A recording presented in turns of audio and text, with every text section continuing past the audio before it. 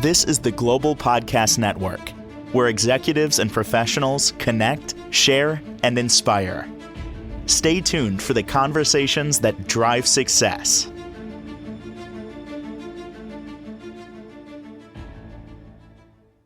Welcome back, everybody. So here we are in the throes of the holidays. We got a few more weeks to go. Started one holiday, other ones are coming up right now. With that comes a lot of good stuff, joy and fun and togetherness. On the flip side of that comes anxiety and stress, and we're going to focus on that today, specifically on relationships and intimacy.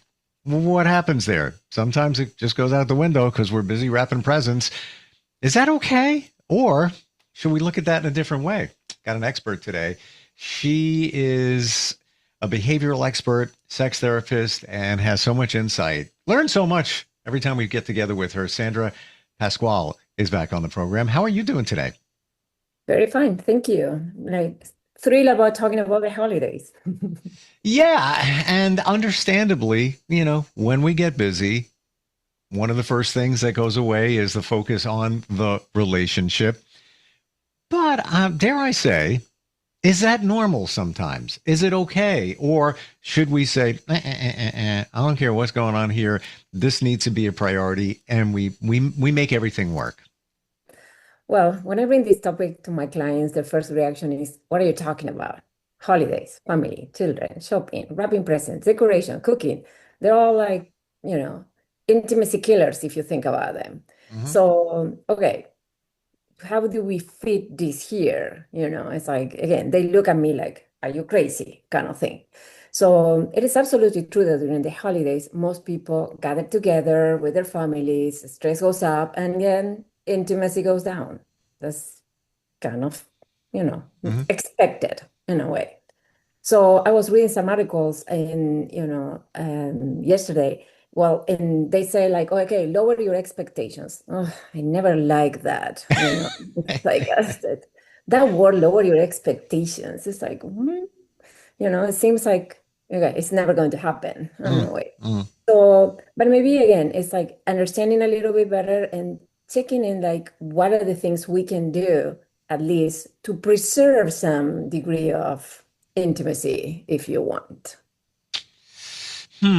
So different ways to look at this. Many look at it as, all right, well, I have a need. I have a need to be fulfilled. And if you look at that way, your partner may say, well, I'm not a machine and I'm busy. I'm wrapping presents, hiding them kids, blah, blah, blah. But if you reframe it and look at it as, this is a connection with my partner. It's the season of happiness, joy, and love. Isn't that the same thing in some ways? Well, what happens is that usually you also want to connect with other people in the family. This is the time that usually family gather together. So now, we are, facing other challenges. For instance, between 60 to 80% of families have some kind of dysfunction, So meaning dysfunction like divorce, divided families due to divorce, estrangement from at least one immediate family member, poor communication, unresolved conflicts, family members that have some, mental illness or have difficulty. So in a way, it's like, yes, it's expected that we want to connect with other people, and we are going to be facing sometimes, a little bit of chaos in a house. So on top of the stress that we mentioned, before, we have these stresses about being, with people that we're not usually, spend so much time with. So in a way, it's like, okay, first thing is like, yes, it's not like, it's normal to think that the sexual connection is going to be minimum during this time of the year. Now, it's not mean that, okay, completely, I'm going to forget about my partner. Mm-hmm. So we can all use a hug, a kiss, a couple of nice words during the times of stress, 5 minutes of cuddling in the morning before starting the stressful day. All these little things during the times of stress that are a must, and a reminder that I am here for you, and I can support you, I see you, and I can help you. Let me help you, and in a way, these little things can help couples to somehow feel connected, even though you have all this, chaotic environment if you want. Or if you are in someone else's house, that's another thing. Mm. Mm. That's a big one right there.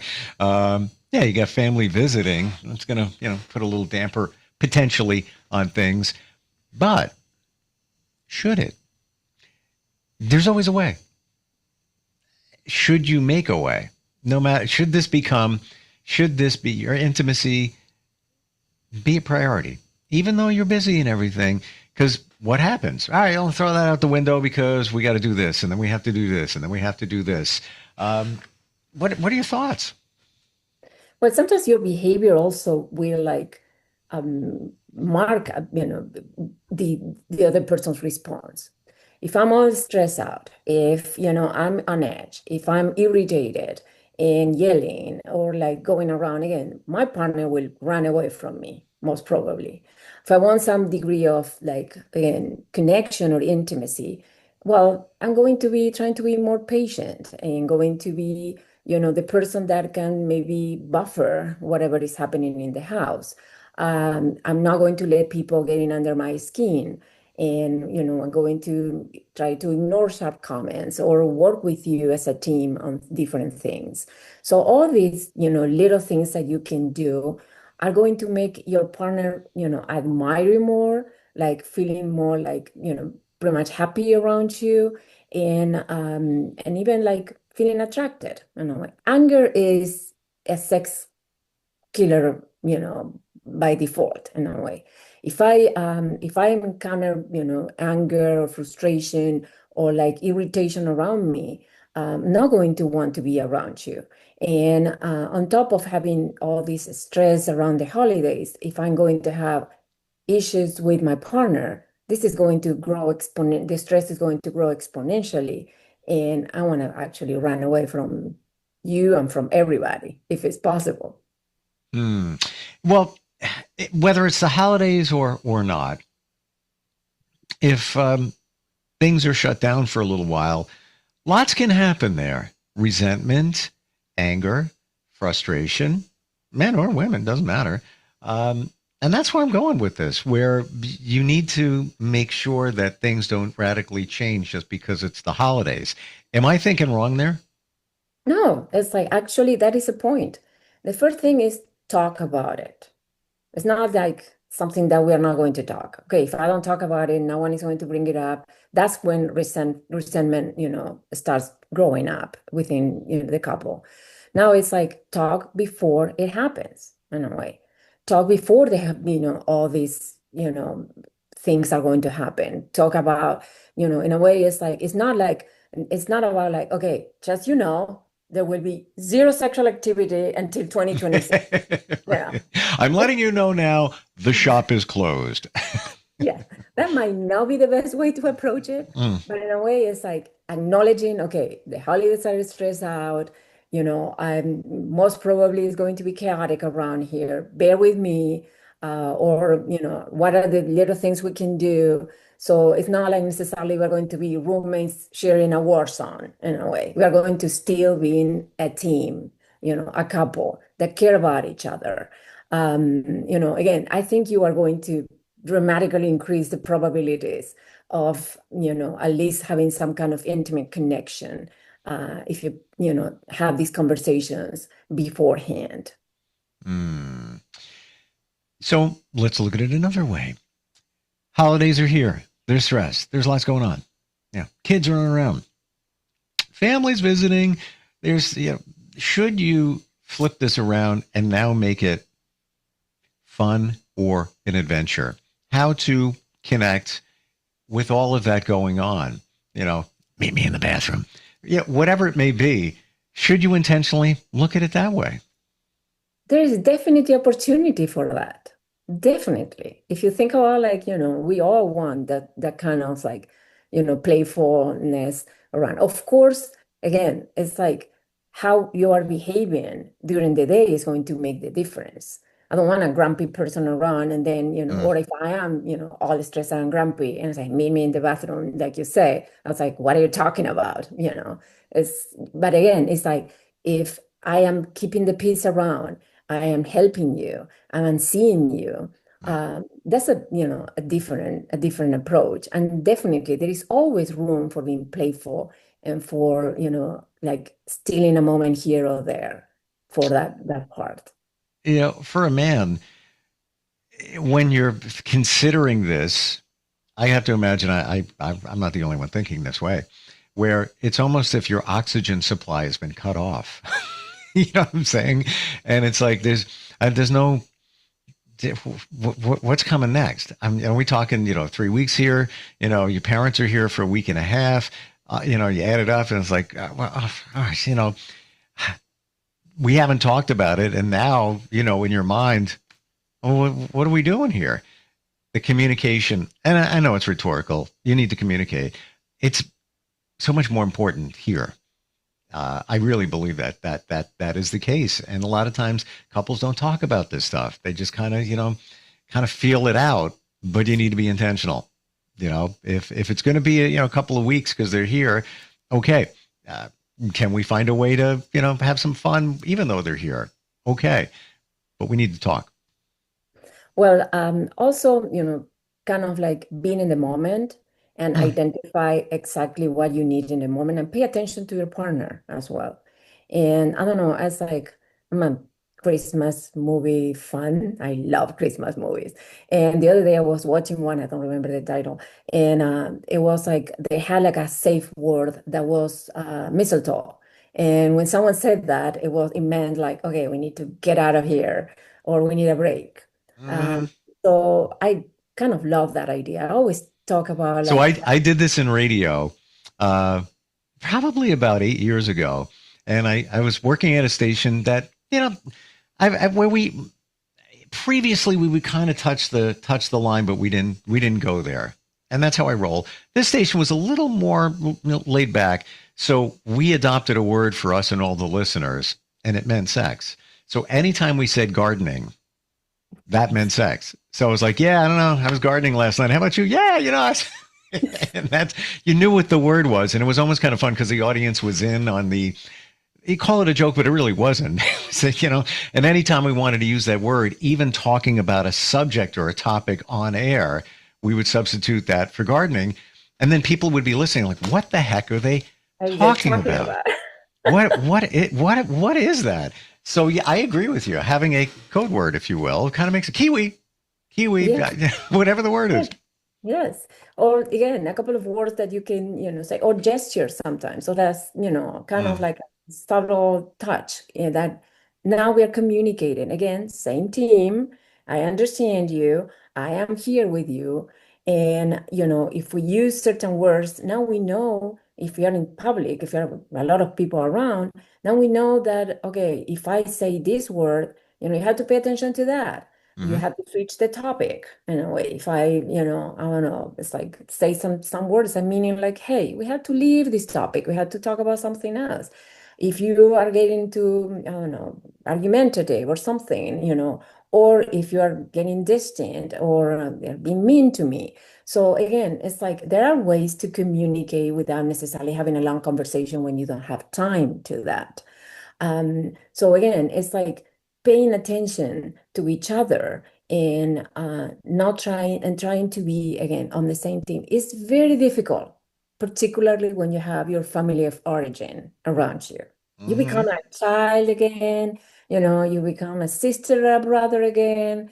So it's very difficult to keep that, oh, I'm still, a husband, a partner, I don't a want to be. I don't want to be a brother. I don't want to be a father. I want to be a love machine. son.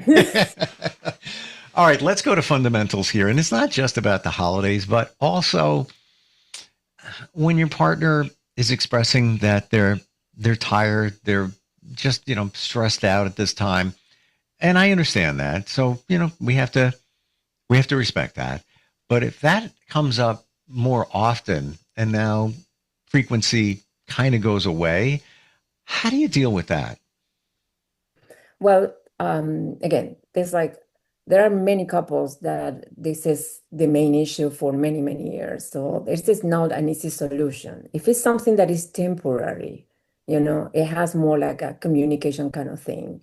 I always like the idea of talking about the future, but concrete, future, not like some ideas.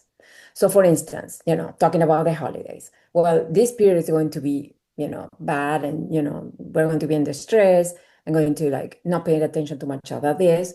But you know what?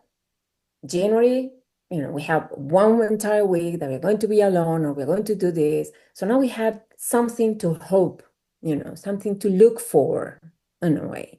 So if it's like in, not during the holidays on a regular, way, and I'm tired, it's like if I have to, in a way, reschedule or postpone it, or it's a good idea always to have something, some plans, some concrete plans about when.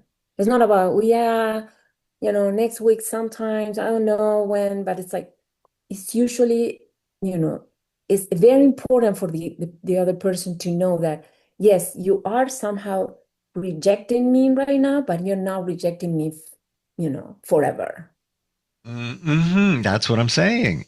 You know, even if it's going to be a little while, family's visiting, we're busy decorating, as long as you know, so in your mind, because then that resentment doesn't kick in, that, isolation and all of that. What else do you want us to know when it comes to the holidays and just intimacy in general there? Well, I want to talk about presents too, gifts. So gifts trigger different emotions in different, according to depending the people, the culture, the religion in a way. Mhm. But in a way, it's like in general, gifts, giving gifts or receiving gifts is usually about joy, love, feeling seen, but also can trigger negative emotions like getting stressed out because I don't know what to give, or guilt because I forgot, or obligation. Oh, I have to find, this present. When it's about partners, my recommendation is like try really hard and be mindful, and it's like if you don't know what to give to your partner, please go ahead and ask. It's a better way, just than thinking about whatever or not giving anything at all. So there are ways that you can ask. It's not like, okay, what do you want for Christmas? You can, hey, being, kind of being a little bit like acknowledging, hey, I have a hard time figuring out what is it that, I can give you, and I really don't want to disappoint you. Give me some ideas. Or you can be a little bit more creative and, hey, here is this card. Like, come on, write two or three of like wishes that you have, for these holidays. And so again, it's like gifts can strengthen bonds, can show gratitude, can show appreciation, can be, can, make people seen, but also can cause a lot of, like irritation in a way, or anger. How in the world you thought that a vacuum cleaner was, a good present for me in a way, let's say.